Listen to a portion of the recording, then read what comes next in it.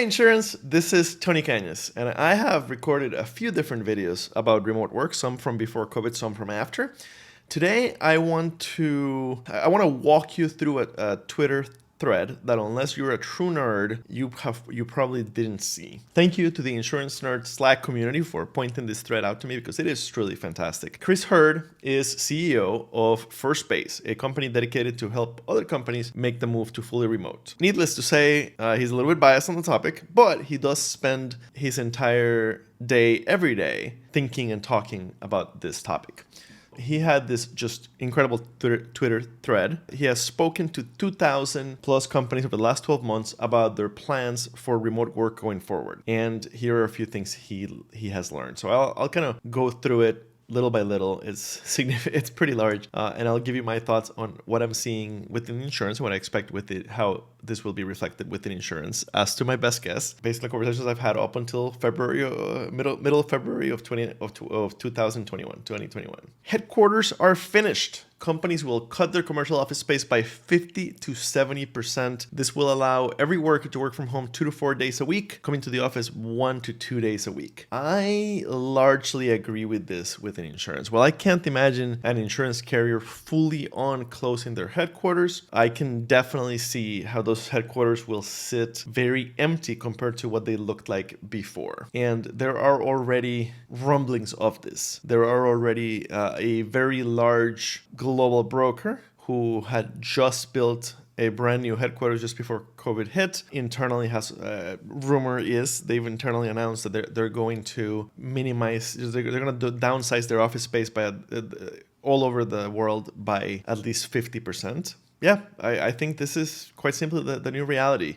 Headquarters are finished. Within insurance, at the very least, they will be significantly diminished, without question. Fully distributed. 30% of the companies we talk to are getting rid of the office entirely and going remote first. Companies doing this have seen their workers decentralize rapidly, leaving expensive cities to be closer to family. This one's a little harder. I haven't heard of anybody in our ecosystem, in the insurance ecosystem, fully on talk about closing the office entirely. It's gonna be a bit, right? We are a bit of a conservative industry. I don't see that one happening yet. I would expect one of the insurtechs to be the first to do something like that. I wouldn't be shocked if a Hippo or a Root, Lemonade became the first full-on carrier to go entirely remote. But for now, I think almost every insurance carrier will still have offices. Now, some specialized brokers will completely give up their office, but your average Main Street agency won't. So I expect that most carriers will still have offices. The standard going forward will not be a 5 or even a 4-day week in the office. Access talent. The first reason they're going remote first is simple. It lets them hire more talented people. Rather than hiring the best person in a 30-mile radius of the office, they can hire the best person in the world for every role. This is, okay. So I do believe that we are moving towards a national market of insurance talent at all levels, all the way to the leadership and all the way from the entry level. And what this means, many carriers will benefit, and the ones that don't, and some will suffer. I had a video on that. I'll include a link. But many carriers will benefit the ability to access talent that before they couldn't access, right? So think, for example, rural carriers who had a very hard time convincing somebody to move away from New York City or from Boston or from Chicago will have a much easier time making that happen now if that person doesn't have to move. Same story, or kind of the opposite side of that coin, are rural carriers who have retained people based on geography. They will, I can pretty much predict that they'll have a hard time recruiting people. In fact, I heard a rumor, I can't share the company name, but I heard a rumor that it's already happening where some smaller rural carriers are having entire underwriting teams stolen or attempted to be stolen by larger carriers under the promise of better pay and you don't have to move. You don't have to move into our expensive area. Where I disagree with this one for now is the best person in the world. Given that we work in a highly regulated industry, at least here in the US, don't think we are anywhere close to a lot of roles getting moved abroad. Those companies are traditionally conservative. Processing and things like that will continue to get outsourced to India. That was already happening. And the Philippines and other low cost of living countries. For the most part, professional roles are hard to outsource within our industry. Cut costs. The second reason they are going remote is because it lets them be far more cost efficient. Rather than spending $20,000 per worker per year on office space, they can provide the best remote setup on the planet for $2,000 per worker per year. I think this is just absolutely crucial. Think about it. Every carrier, or just about every carrier, is under pressure from AM Best and the other rating companies to lower their expense ratio. This is a fantastic way to do it. That number, $20,000 per worker per year, seems a bit high, in my opinion. I've heard crazy things like that. Now, there's a lot of rural carriers whose cost per desk is a lot lower, especially for carriers in large cities. $20,000 per worker per year on office space is absolutely crazy. And he's absolutely right. I've got a fantastic setup at home for work from home, and I agree that for $2,000 a year, you let them expense it, help them assess how to do it, give them options on how to do it, but ultimately let them do it the way they want to do it. Let them expense it up to $2,000 a year, and you are way ahead and with a much more engaged workforce. So I think this particular part of it is an absolute. There's no question in my mind that we're going to see a ton of, and of course it'll take time, right? Especially if you just build a brand new head, it takes time for this kind of thing to rearrange itself, but 2022, 23, 2024, I expect to see a lot more companies giving this kind of option. Give up your desk in the office and come in 2 times a week or less, true hoteling type, and we will pay for up to $2,000 a year of expenses related to your work from home setup. Remote burnout. The productivity inside the companies we've spoken to has gone through the roof. Biggest concern is that workers burn out because they are working too hard. They are actively exploring ways to combat this. What I am hearing within insurance is somewhat similar. The productivity piece, yes. 99.9% of carriers that I've chatted with have said that productivity has been stable or likely has risen. Some are concerned about worker burnout. Actively exploring ways to combat this. I haven't heard that too much yet in our industry. Yes, definitely productivity has not suffered. All the research does tell us, and my own experience with myself and my girlfriend being remote workers for at least the last 3 years. Yes, definitely. Remote professionals tend to work more hours. Remote on-site. 60+% of companies we talk to are already thinking about ways to use time together physically to improve culture. Most popular we hear is flying teams into remote locations for a week. Portugal, Spain, and Puerto Rico seem to be popular. I have not heard this much within insurance, but I do think it'll end up happening after all. Think of the Jacobson model. Jacobson brings every permanent full-time employee in January, late January, and in June. In January for an annual meeting, and in June for a summer outing. If you reduce the office space to the point that you cannot fit all your people, it makes sense to do those kind of things in a remote location. Instead, if you're going to do it in a remote location, instead you might as well choose a place that's memorable and a lot of fun. Personal choice. The smartest people I know personally are all planning to work remotely this decade. The most exciting companies I know personally all plan to hire remotely this decade. And 90% of the workforce we've spoken to never wants to be in the office again full time. I agree with most of this. What I'm hearing from the talent is they all want the option to work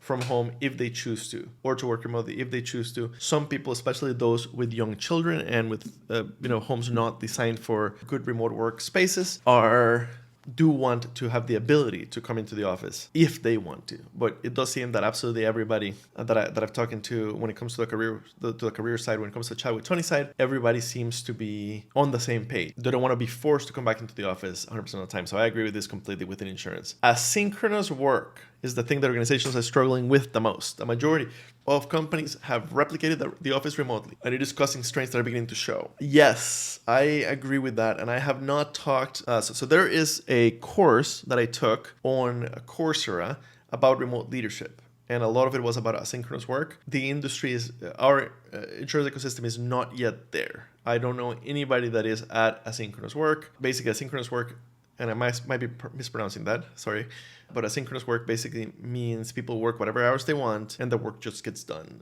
Within insurance, we're all still kind of working a standard set of hours. What I'm seeing, the things that insurance organizations are struggling with the most right now is maintaining the culture going forward, remote hiring and remote onboarding. Those are the things that I'm getting asked about a lot. Personal injury. These are exploding. Companies haven't moved quickly enough to prevent them, and back, neck, and repetitive strain injuries are becoming a huge problem. Expect to remedy this quickly by providing better ergonomic equipment to workers. I haven't heard anybody talking about it, but it makes perfect sense. I have heard about lots of people working in less than great setups. So yes, it's been a freaking year. It is time. This is, even after we are all vaccinated, remote work doesn't go away. You should be planning today, and you should be working today on doing ergonomic assessments, funding better ergonomics for your people at home. Otherwise, work comp.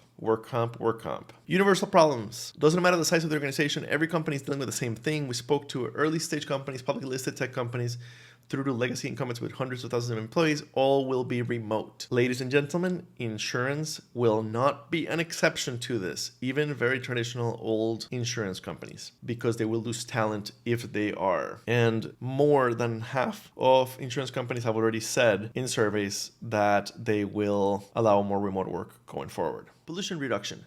Many companies we've spoken to care massively about the environmental impact that eradicating the office and the commute will have. The number, I don't know if that's for the US or they didn't give a base of where the number's coming from, but I do agree. It is gigantic. There's no excuse for it. One of the most shocking things that I learned when I started working for Jacobson, my territory is the Northeast. So I spent a lot of time in my first 2 years before travel became impossible, visiting the Northeast, visiting New York, Boston, Connecticut, etc. And I can't tell you how many high-level insurance executives have 2-3 hour commutes, or they work in one state and live in the other, live in a hotel during the week, or have an apartment in the city and the family is out in the country. It's absolutely crazy. There's just no excuse for it. And yeah, the pollution piece of commute. Quality of life. Even more importantly, companies are realizing that they don't need to expect workers to waste 2 hours a day commuting to sit in an office chair for 8 hours. Almost every company we talk to believes that their workers will be happier, and as a result of remote work. I've got to agree with this 100%. Ask your talent. I guarantee you they'll tell you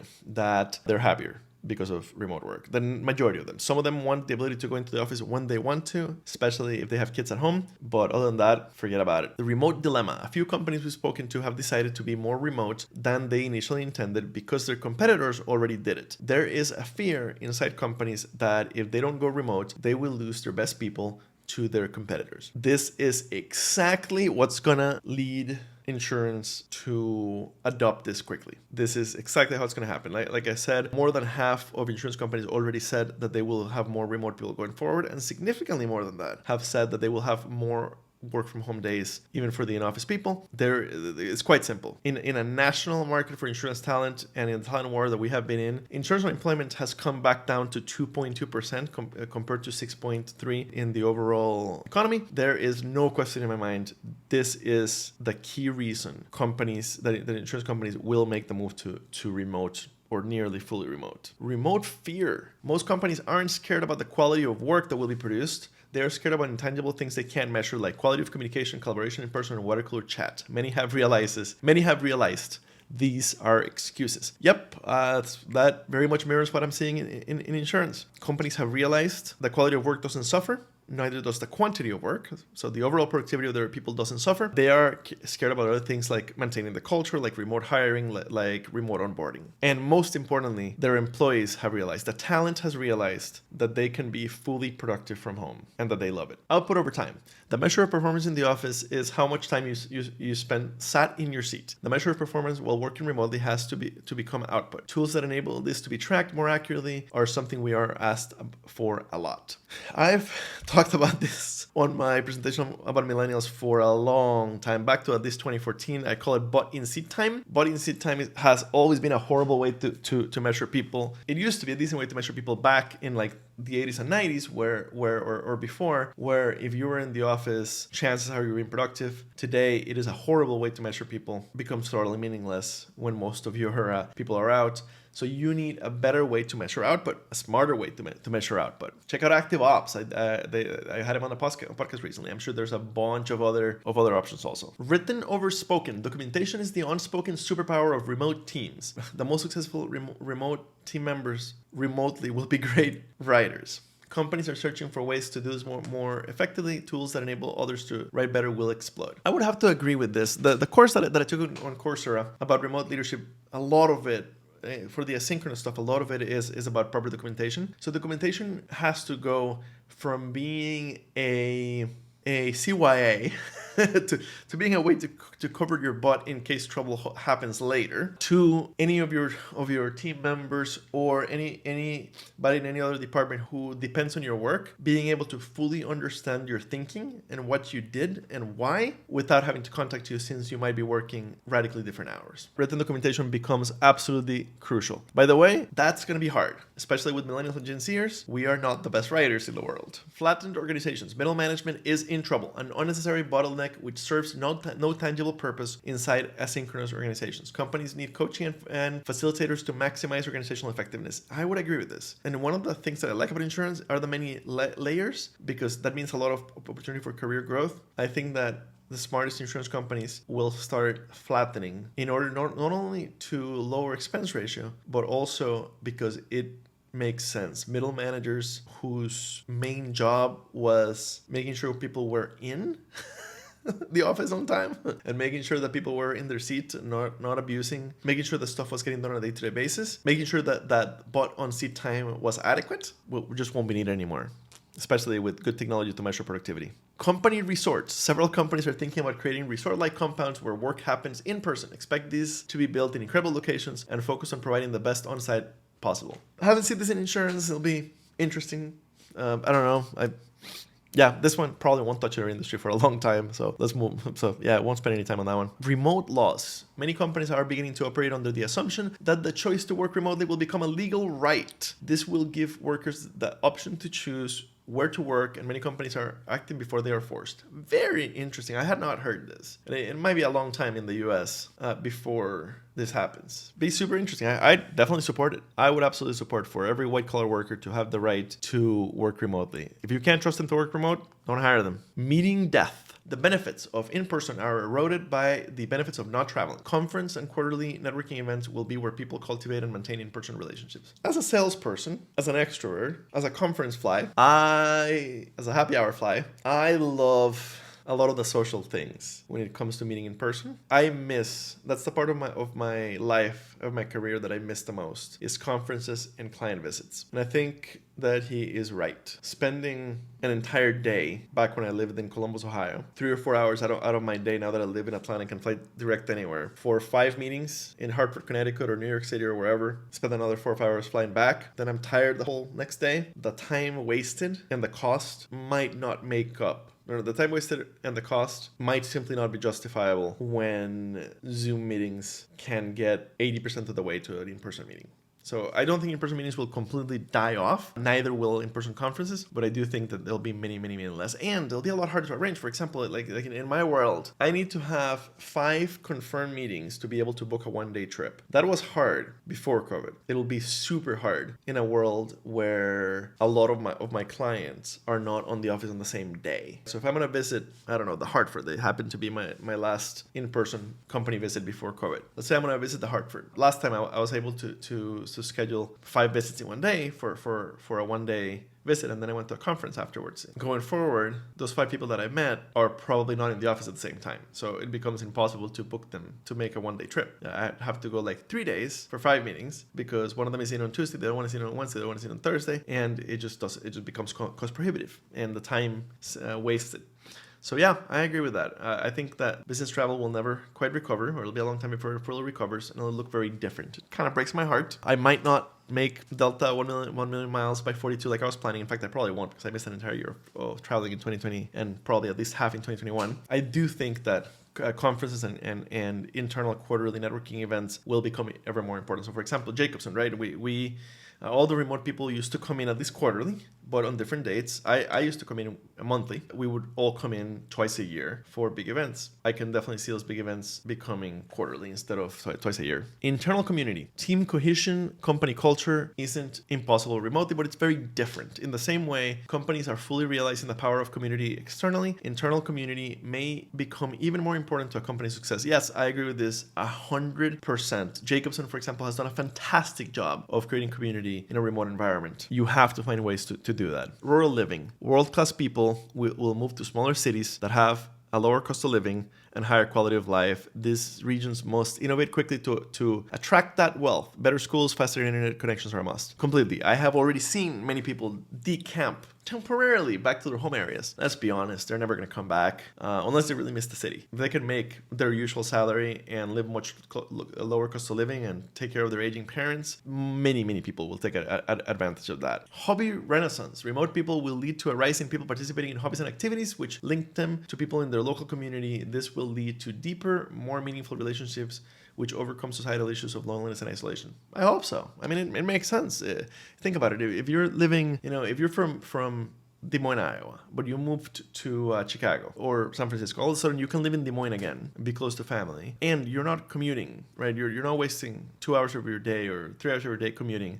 Now you have time to engage in more hobbies. It makes perfectly sense. Diversity and inclusion. The most diverse and inclusive teams in history will emerge rapidly. Companies who embrace it have a first mover advantage to attract great talent globally. Companies that don't will lose their best people to their biggest competitors. Yeah, I definitely can see how the diversification of insurance talent will accelerate if we do things right. And there seems to be a big focus on doing them right. Private equity, the hottest trend of the next decade for private equity. Will see them purchase companies, make them remote first. Cost savings in real estate at scale will be eye-watering. The productivity gains will be the final nail in the coffin of the office. Yeah, I can totally see this. I can see this, for example, maybe not so much with large carriers. They're a bit large for private equity, but middle-sized carriers and brokers can totally see this happening. Private equity has already bought a bunch of brokers in the last couple of years. I can totally see them buying a bunch more, making them remote, especially the ones that are specialized, not regional focused, and then selling them back off. Absolutely. Life-work balance. The rise of remote will lead to people reprioritizing what is important to them. Organizing your work around your life will be the first noticeable switch. People realizing they are more than their job will lead to deeper purpose in other areas. I do agree that remote work will lead a lot of people to reprioritize what is important to them. I hope to have a lot of videos to help you do that. BS tasks. The need to pad out your 8-hour day will evaporate, replaced by clear tasks and responsibilities. Workers will do what needs to be done rather than wasting their time trying to look busy with the rest of the office. Yes, I really hope so. Historically, I have seen this a lot. If you're in the office and you're forced to be in the office for 8 hours, you feel a pressure to look busy, and it's silly because your value to the company is based on your productivity. If you have reached your productivity for the day, if you've done what we need you to do, why do I care if you're still sitting? Now, I want you to be easily accessible if I need you. I want you to do your best work, not put hours of useless time into BS tasks to pad out an 8-hour day. So yes, I agree that that's going to happen. Health and well-being. A lack of commute will give workers 25 extra days a year to do other things. 25 extra days. I want to see the numbers on how that happens. Workers will exploit the freedom they have to organize things more freely in their day. Afternoon runs, morning meditation,